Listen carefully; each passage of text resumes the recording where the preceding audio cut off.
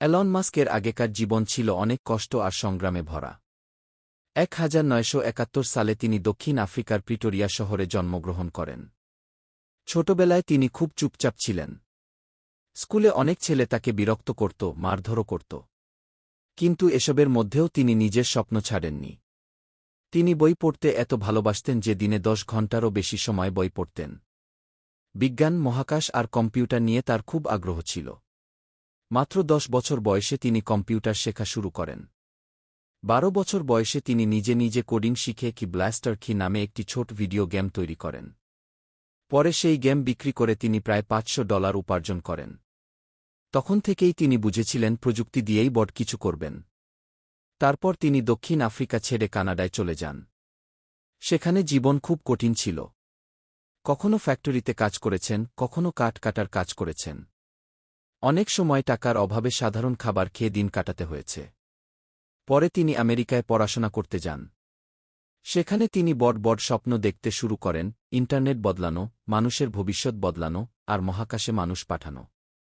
তার প্রথম কোম্পানির নাম ছিল কিয়েপ 2G। শুরুতে অফিস ভাড়া নেওয়ারও টাকা ছিল না। তিনি অফিসেই ঘুমাতেন, গোসল করতেন কাছের স্টেডিয়ামে। কিন্তু কঠোর পরিশ্রমের কারণে কোম্পানিটি সফল হয়। এরপর ধীরে ধীরে তিনি তৈরি করেন পেপ্যাল, টেসলা এবং স্পেসএক্স। ইলন মাস্কের পুরনো জীবনের সবচেয়ে বড় শিক্ষা হল, মানুষ যত বাধাই দিক, নিজের স্বপ্নে বিশ্বাস থাকলে একদিন সফল হওয়া সম্ভব।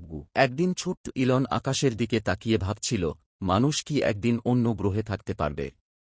সবাই এটাকে পাগলামি ভাবত। কিন্তু ইলন ছোটবেলা থেকেই অসম্ভব জিনিস নিয়ে ভাবতে ভালোবাসতেন। যখন তিনি বড় হলেন, তখন নিজের সব টাকা ঝুঁকি নিয়ে রকেট কোম্পানি স্পেসএক্স তৈরি করলেন। কিন্তু শুরুটা ছিল ভয়ঙ্কর কঠিন। প্রথম রকেট উৎক্ষেপণ ব্যর্থ হল।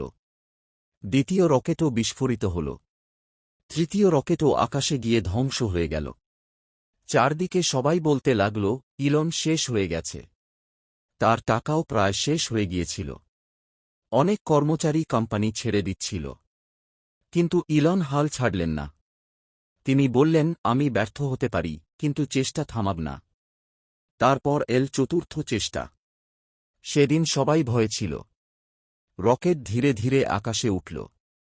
কিছুক্ষণ পরে খবর রকেট সফল হয়েছে। সেই দিনটাই বদলে দেয় ইলনের জীবন। আজ স্পেসএক্স পৃথিবীর সবচেয়ে বিখ্যাত মহাকাশ কোম্পানিগুলোর একটি।